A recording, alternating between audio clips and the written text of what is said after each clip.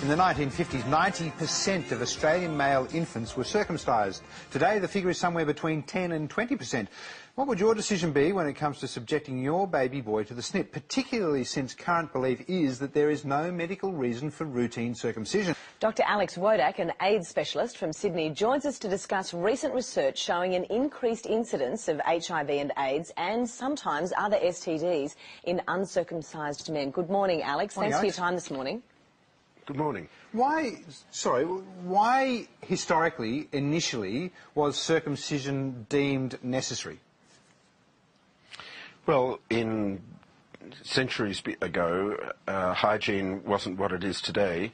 As hygiene has improved, I suppose the pressure for high rates of infant male circumcision dropped a little bit, and so adult males in Australia in their 50s and 60s and 70s have rates of 70%. In children today, it's as low as 10 to 20%. That interests me, considering the World Health Organization has recommended circumcision, particularly in African countries, as a way to prevent AIDS. Yes, I don't think the world has really woken up to quite what a serious long-term threat AIDS is. We think we've done pretty well in Australia, and we have, but there are still ever-increasing numbers of HIV infections in Australia, and the proportion of those that are accounted for by heterosexual men and women is steadily increasing and is now over 20%.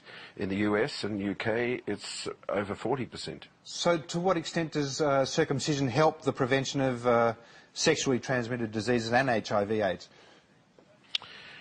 Well, looking at HIV, we've got almost 40 studies now that show a very substantial reduction in the risk of men acquiring HIV from women. Somewhere between 60%, could be as high as 75%. This is heterosexual men with women.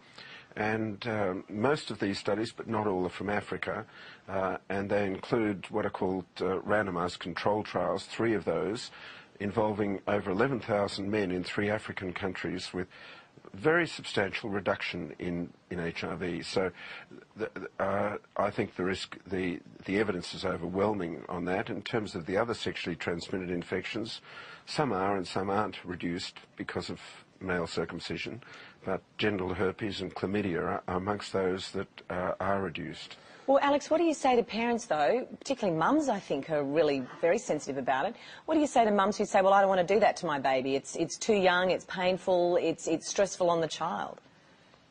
Look, all of that's understandable, but the benefit outweighs the risk by something like 100 to 1. Yes, there's pain involved, but these days we've got modern anaesthetics, so that pain is minimal, and in any case, in an infant, it's over fairly quickly. To break up the adhesions between the foreskin and the head of the penis.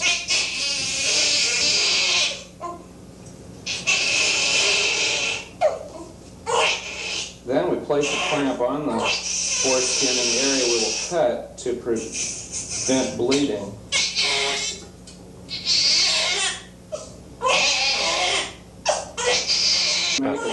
Against that, you have to think of real harms to the uncircumcised boy and later man of something like a 1 in 10 risk of a urinary tract infection in the uncircumcised, whereas the risk of a urinary tract infection in the circumcised is very much lower. Cancer of the penis, for example, occurs in 1 in 600 uncircumcised men and is virtually unheard of in circumcised men. Why? Why is that? Is it a simple matter of hygiene?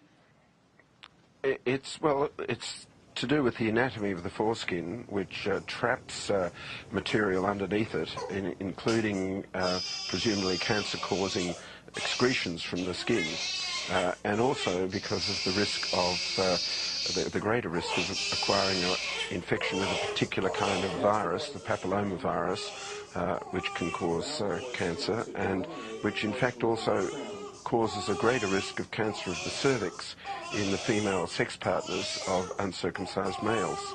So there are benefits to women, direct benefits to women, apart from the direct benefits to the males.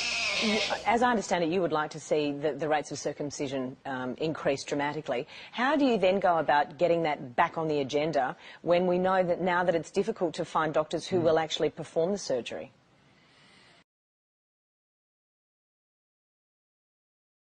If demand starts increasing, doctors will soon adapt their practices and will start providing the service.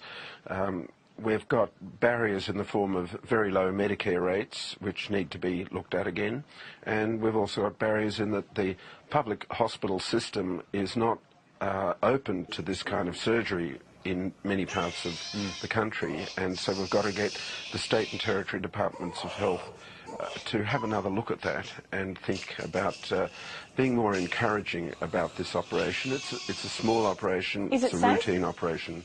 Yes, it is safe. There's a risk of about 1 in 200, 1 in 500 of minor side effects, things like infection or bleeding. They're small problems that are easily dealt with. But as I mentioned before, the benefits outweigh the risks by something like 100 to 1. And there are other medical reasons why circumcision does take place, aren't there? Oh, certainly. Well, there are reasons why that occurs in infancy and also in adulthood, and one of the common medical reasons for doing this operation is complications with the foreskin where it becomes too tight and scarred and doesn't retract properly, or it's retracted and gets trapped, trapping part of the penis where there's no alternative but to perform a circumcision. Look, I think we have to look at this issue again with objective eyes, with open eyes.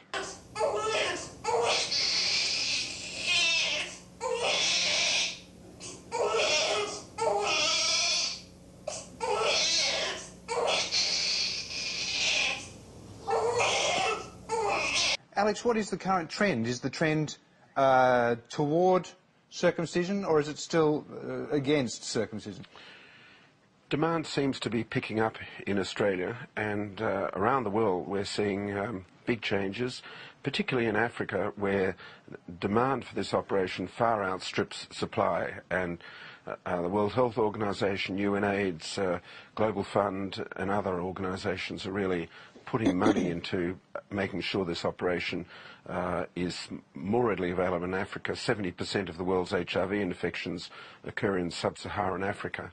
But in the rest of the world, demand is starting to pick up. Would you go as far, Alex, as saying that you would like to see young boys and young men actually go through a circumcision at this point for their long-term health? Yes, I would. I think the evidence is overwhelming, but let me hasten to add very quickly that this should always be voluntary, and I would strenuously object to any form of compulsion. I think we should be encouraging people, particularly with education, laying out the arguments for and the arguments against as fairly as possible. And I don't think that's happened up until now. Do the dangers increase as a person ages? I mean, is it more dangerous for a young man than a baby, for instance? The operation's infinitely easier in the newborn, and it can be done in adults. I've seen it done in adults, and it's certainly possible, but it's more uncomfortable, it's more problematic. So if we can get this done in young people, all the better. I think there's also, it's worth saying that there's some evidence, not very much so far, but there's some evidence of quite a striking reduction in the risk of HIV infection for circumcised gay men. There's only one study that I'm aware of so far, but the risk for a group of gay men, not all gay men, but a subgroup of gay men, was a reduction of 85%. That's a pretty significant reduction. Wow, and it's so quite a topical conversation given the fact that Mardi Gras is on this weekend too. Yes, yes indeed. All right. Thank you so much, Alex. Really good to chat to you. We really appreciate it. Thanks, Alex.